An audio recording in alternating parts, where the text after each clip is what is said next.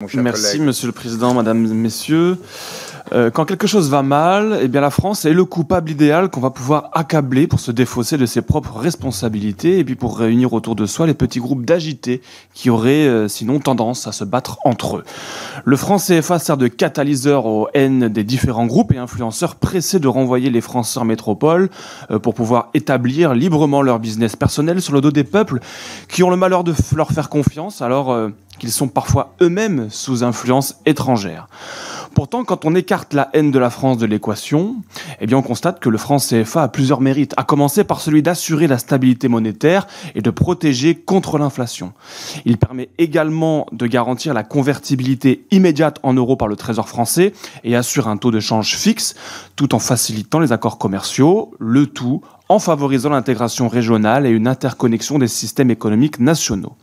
Nous avons un exemple éloquent des résultats conséquents à la sortie du franc CFA avec Madagascar. En 1973, l'année où il a quitté la zone CFA, c'était le pays le plus riche d'Afrique de l'Est. Eh bien, il est aujourd'hui le 4e pays le plus pauvre de la région et le 6e du continent. Un véritable effondrement économique bien loin de l'Eldorado promis par les révolutionnaires anti-français. Alors, loin des fantasmes également qui mettent en avant le franc CFA comme un moyen de piller l'Afrique. Je rappelle qu'en 2023, l'Afrique subsaharienne, c'est 1,8% des exportations françaises et surtout 1,9% des importations. Et 11,6% des importations à caractère stratégique que sont les hydrocarbures, les produits agricoles et les minerais.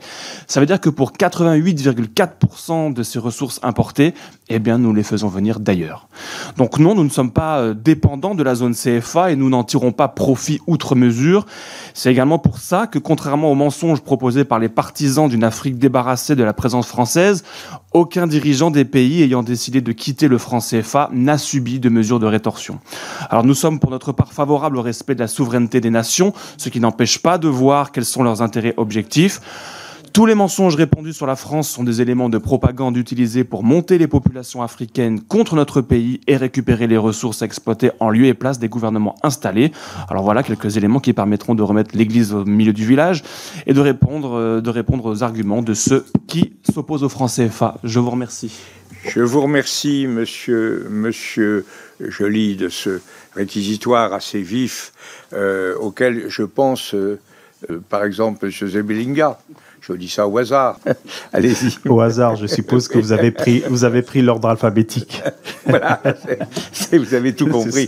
Votre nom commence par un Z. Exact. Je pense que, encore une fois, je vous remercie d'avoir pris cette option d'inviter différentes...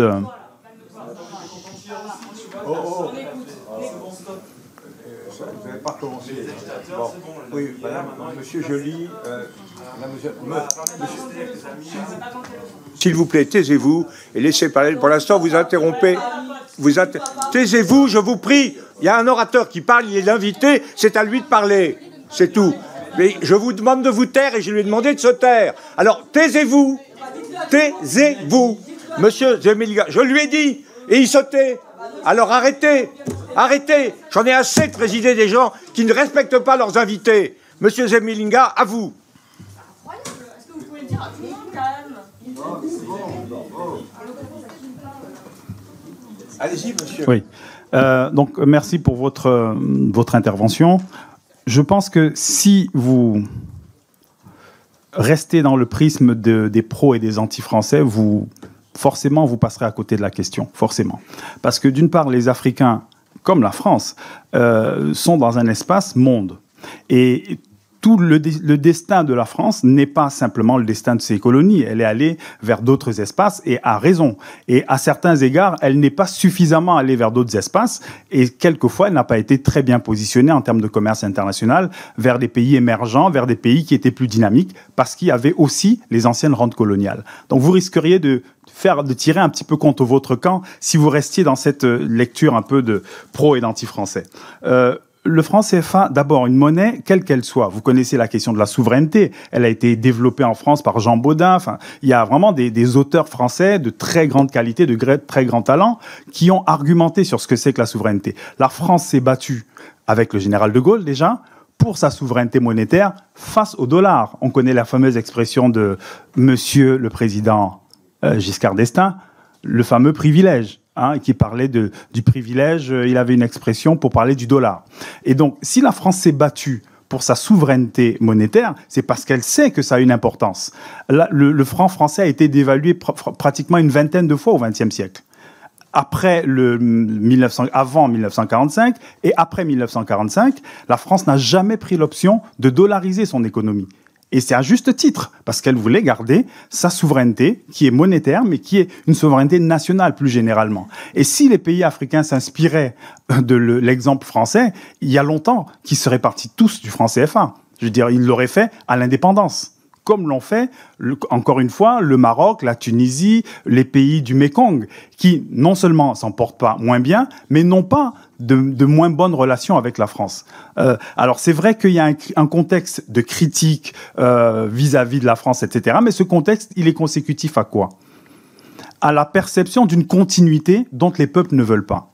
C'est ça la véritable question. Vous avez une monnaie qui, en tant que monnaie interne, c'est-à-dire une monnaie qui s'échange au quotidien, ne va pas être contestée, d'autant plus qu'il n'y a pas d'autres monnaies qui ont pouvoir libératoire dans l'espace africain. Donc les gens vont utiliser le franc CFA. Mais ce qu'ils contestent, c'est le caractère externe et les institutions qui gèrent le franc CFA. C'est ça, c'est là que se trouve la contestation. Et le fait de les ramener chaque fois à soit quelque chose d'irrationnel, soit quelque chose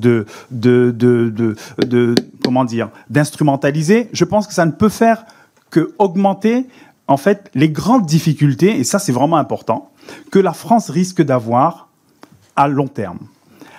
Je ne vois vraiment pas ce que la France aurait à gagner à avoir 2 milliards d'Africains qui sont convaincus que ce pays est, entre guillemets, le pire des pays à l'exception d'aucun autre.